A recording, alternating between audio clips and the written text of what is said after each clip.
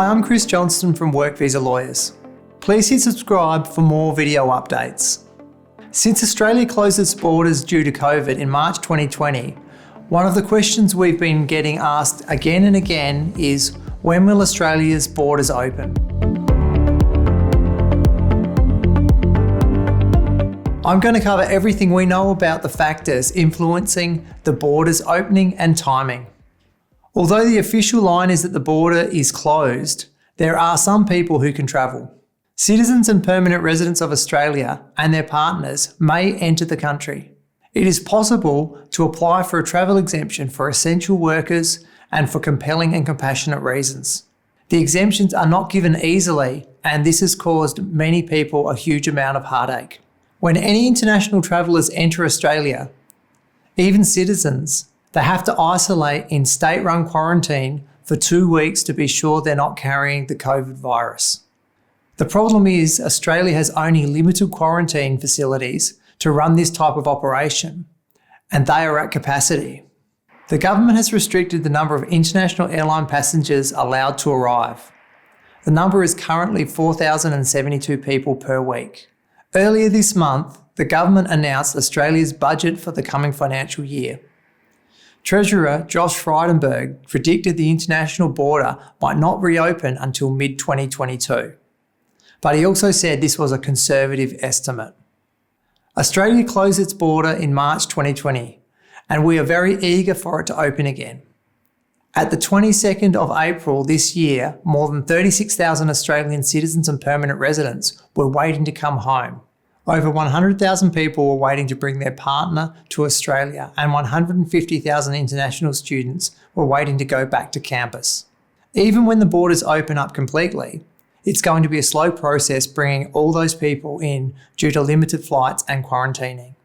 Victoria has gone into lockdown again after a cluster of cases is believed to have been started after a man completed 14 days in South Australian hotel quarantine but contracted the virus from a man in another room. Both Victoria and South Australian governments have proposed additional quarantine outside the city centres, and we are hopeful that these plans will be approved by the federal government. Given that the federal budget didn't devote any money to new quarantine facilities, it seems like the Australian government is relying entirely on state-funded activities or vaccinations as its strategy. But how long will it take to vaccinate everyone if that's the plan? And how many people have to be vaccinated? Experts say that at least 70% of the population should be fully vaccinated before borders can open, and 80% is the ideal figure for herd immunity. That's around 19 million Australians that need to be vaccinated.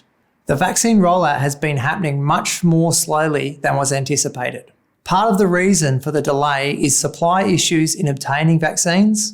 The manufacturers just can't make it fast enough to match the demand.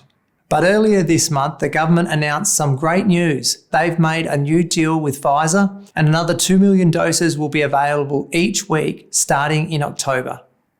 If this commitment is met, all Australians could be fully vaccinated by the end of 2021, and the borders could open early 2022.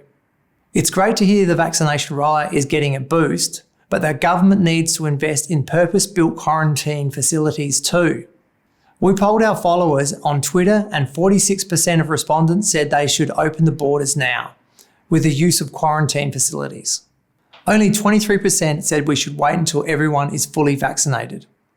You might be an international student currently stuck overseas, or you might be wondering when to enrol in a new course of study. COVID has created chaos for international students. Universities are desperate for international students, businesses are desperate for workers, and residents are desperate for their families to return to them. The states are constantly proposing new plans to bring students back, and it's only a matter of time before the federal government approves them. We've had people contacting us and telling us how much this wait has affected them. Many of you are experiencing mental health issues such as depression and anxiety as a result of being locked out.